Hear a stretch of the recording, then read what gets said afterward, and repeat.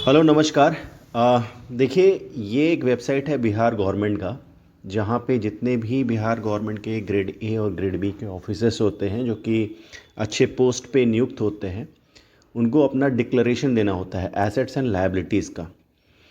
तो यहाँ से मैंने कुछ डेटा निकाला हुआ है और उस डेटा के बेसिस पे मैंने कुछ समरी बनाई हुई है, वही आपको आज इस वीडियो में मैं दिखाऊंगा। ओके, नाउ यहाँ पे आप देखिए यहाँ से ये पीडीएफ डाउनलोड होता है। ये बीपीएससी में जो अभी हमारे जो सेक्रेटरी हैं अमरिंदर कुमार जी, उनका ये पीडीएफ डाउनलोड हुआ है वर्ष 2022 का। ठीक है, उन्होंने एसेट्स और लायबिलिटी जो डिक्लेयर किया है, सरकार को जो ब्यौरा दिया हुआ है अपनी संपत्ति का, उसके बारे में यहाँ पे सारा डिटेल दिया हुआ है। ठीक है, देखिए यहाँ पे I Amarinder Kumar son of Dwarika Prasad 58 years joint secretary. Okay, इन्होंने अपना ब्यौरा दिया हुआ है। यहाँ पे देख लीजिए, इनकी वाइफ हैं रश्मि रेखा जी। ठीक है, और ये बिहार एजुकेशन डिपार्टमेंट में काम करती हैं और इनका एक लड़का है Nikhil, employed in private company. तो इन्होंने जो डिक्लेयर किया है ना, उसके बारे में हम एक बार देख लेते हैं। ठीक है, तो ये हर वर्ष का मैंने एक समरी बनाया हुआ है। ठीक है, 2018 से लेकर 2022 का एक कंपैरिजन किया हुआ है, वो देख लीजिए। सिर्फ अमरिंदर कुमार जी का ही नहीं, इनकी वाइफ का भी, रश्मि रेखा जी, जो कि बिहार एजुकेशन सर्विसेज में है, ग्रेड बी पे है। और अमरिंदर जी जो कि अभी आईएएस में प्रमोट हुए हैं और सेक्रेटरी बन चुके हैं बीपीएससी का, आप सबको को पता होगा। सो उनका भी इसमें हम ब्यौरा देखेंगे। ठीक है, अब ये देखिए, यहाँ पे मैं आपको दिखाता हूँ 2018 से लेकर 2022 तक का मैंने एक समरी निकाला हुआ है। ये कैश इन हैंड है, जो कि ज़रूरत का जो कैश जो घर पे ये लोग रखते हैं, वो उसका डिटेल इन्होंने डिक्लेयर किया हुआ है, सरकार के सामने समक्ष रखा हुआ है। 2018 में 10,000। रश्मि जी का 2018 का कोई डिटेल अवेलेबल नहीं है उस वेबसाइट पे, शायद वो बिहार एजुकेशन डिपार्टमेंट में उस पद पे नहीं थी जहाँ पे उन्हें डिक्लेयर करना चाहिए था, इसलिए वो डिटेल नहीं मिला मुझे। 2019 से रश्मि रेखा जी का डिटेल है, वो मैंने ऐड किया हुआ है। ठीक है, पहले कॉलम में मैंने अमरिंदर कुमार जी का रखा हुआ है, सेकंड कॉलम में उनकी वाइफ का रखा हुआ है, थर्ड कॉलम में उनका एक लड़का है निखिल, जो कि प्राइवेट सेक्टर में एम्प्लॉयड है, मैंने आपको पीछे दिखाया था। ठीक है, तो उनका डिटेल तो नहीं मिलेगा क्योंकि वो प्राइवेट सेक्टर में है, as per the declaration of Amarinder Kumar. 2018 में देख लेते हैं, कैश इन हैंड था 10,000, deposit in bank and NBFC, ये करीब करीब 4,33,538 रुपये था। शेयर्स इन कंपनीज में 40,000 का इन्वेस्टमेंट था। ये एनएसएस, एलआईसी मतलब एलआईसी भी एक टाइप का इन्वेस्टमेंट ही होता है। एनएसएस होता है नेशनल सर्विस स्कीम वगैरह में, और पीएफ, ये सारे इन्वेस्टमेंट्स हैं जो कि आप अपने सैलरी में से बचा के इन्वेस्टमेंट करते हैं, तो ये सारा पैसा होता है। ठीक है, तो उसमें 2,75,000 के अप्रॉक्स मैं बोल रहा हूँ, ये इन्वेस्टमेंट था as per the declaration, because इसमें बहुत सारी चीज़ें आती हैं।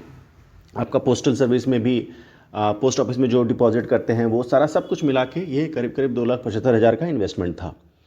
ठीक है, मोटर व्हीकल्स का डिटेल है, मोटरसाइकिल था बजाज एक्सीडी 2018 में, गोल्ड था लगभग 70 ग्राम।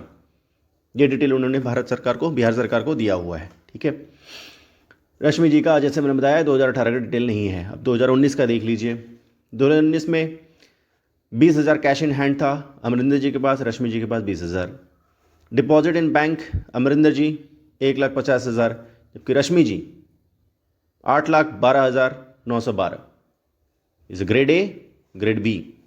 Shares in companies 40,000।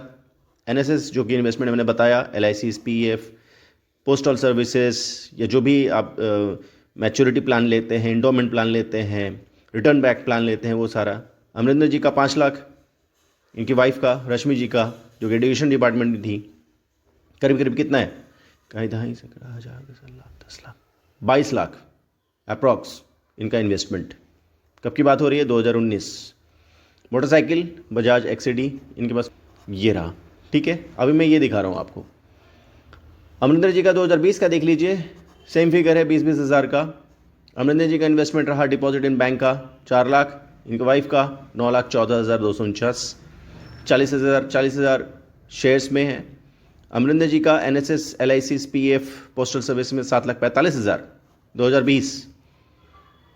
इनका कुछ इन्वेस्टमेंट धीरे धीरे बढ़ रहा है एनएसएस, एलआईसी वगैरह में।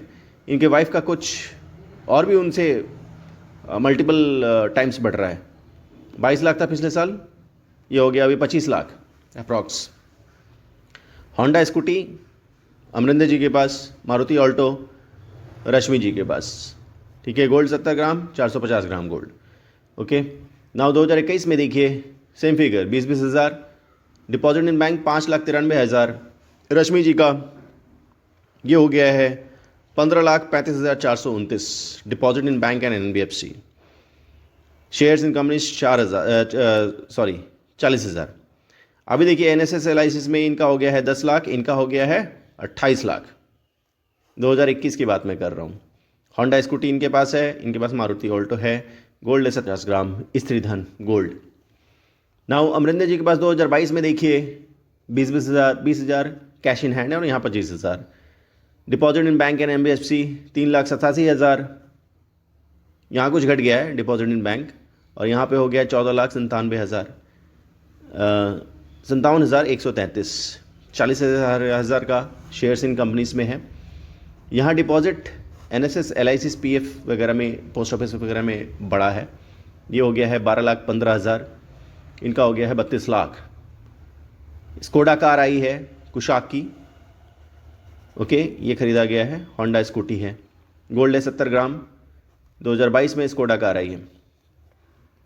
अभी 2021 में आ सकती है, 2022 में इन्होंने डिक्लेयर किया हुआ है क्योंकि जनरली फरवरी मार्च महीने में डिक्लेरेशन दिया जाता है, तो 2021 की ही बात है ये। गोल्ड ये हो गया और 450 ग्राम गोल्ड हो गया। ठीक है, और ये हो गया इलेक्ट्रॉनिक गुड्स एंड फर्नीचर। 2021 में 22 में ही प्रमोशन हुआ है ना, इनका IAS बने। ठीक है, इलेक्ट्रॉनिक गुड्स एंड फर्नीचर 1,50,000 का और ये 3,50,000 का। इलेक्ट्रॉनिक गुड्स एंड फर्नीचर से घर में जो भी नेसेसरी आइटम्स होती हैं उसमें ये इन्वेस्टमेंट होता है।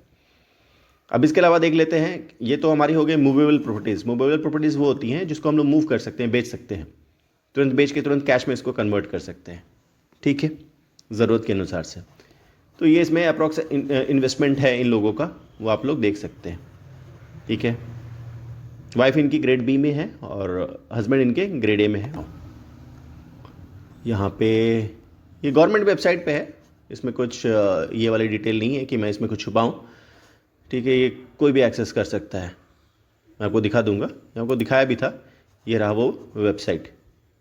ओके, ये रहा वो वेबसाइट जहाँ से आप डाउनलोड कर सकते हैं। ठीक है, नाउ अभी देखिए, अभी इमूवेबल प्रॉपर्टीज़ जो भी लैंड है उसका डिटेल, फ्लैट्स वगैरह है उसका डिटेल, घर खरीदा है उसका डिटेल, या फिर कोई कमर्शियल स्पेस खरीदा है इन लोगों ने उसका डिटेल है। ये 2018 से लेकर 2022 तक का मैंने डिटेल डाला हुआ है। एग्रीकल्चरल लैंड विथ लोकेशन, क्योंकि ये जो डिक्लेरेशन देना होता है ना, देखिए यहाँ पे लिखा होता है आपको ये डिक्लेरेशन देना है, तो agricultural land, location, survey number, extent, current market value सब कुछ देना होता है। लेकिन वहाँ ये सारी इन्फॉर्मेशन नहीं दी गई है यहाँ पे, जबकि देना चाहिए यहाँ पे लोकेशन, सर्वे नंबर वगैरह सब कुछ। ठीक है, वो आप देख लीजिए।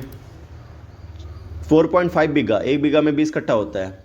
ये नालंदा विलेज है, गौश नगर एंड किनारकला, इनका एग्रीकल्चरल लैंड है 4.5 बीघा और ये थ्रू आउट है 2022 तक 4.5 बीघा। 2018 में देख लीजिए, ये खेमकी चाक पटना में 2292 स्क्वायर फीट का लैंड है। 2007 में रजिस्ट्री हुई है इसकी, प्राइस था 2,32,500। खाता नंबर 75, पार्ट नंबर 6 मौजा। ठीक है, 2018 का तो रश्मि जी का कोई डिटेल नहीं है। ठीक है, अभी देखिए यहाँ पे कोई कमर्शियल स्पेस नहीं है, रेजिडेंशियल लोकेशन वगैरह कुछ नहीं है अमरिंदर जी का और रश्मि जी का 2018 में। इनफैक्ट 2019 में भी नहीं है कोई कमर्शियल, मतलब कोई भी कमर्शियल बिजनेस पर्पस से आप कुछ खरीद रहे हैं लैंड इनसाइड द बिहार और outside the Bihar, based on your description and future plans, क्या प्लान है वो कमर्शियल स्पेस में आता है। आगे कुछ इन्वेस्टमेंट है, मैं दिखाऊंगा आपको। ठीक है, पैटर्नल हाउस है 2018 में 2000 स्क्वायर फीट का, कुम्हरार, खाता नंबर 52, खेसरा नंबर 196। Okay, now next. ये सब डिटेल दिया हुआ है यहाँ पे, आपको सारा डिटेल मिलेगा। देखिए ये सारा डिटेल यहीं से मैंने उठाया हुआ है, ये सारा डेटा पब्लिक डोमेन में अवेलेबल है। ठीक है, नाउ 2019 में देखिए same 2292 square feet of land situated at Khemni Chak same.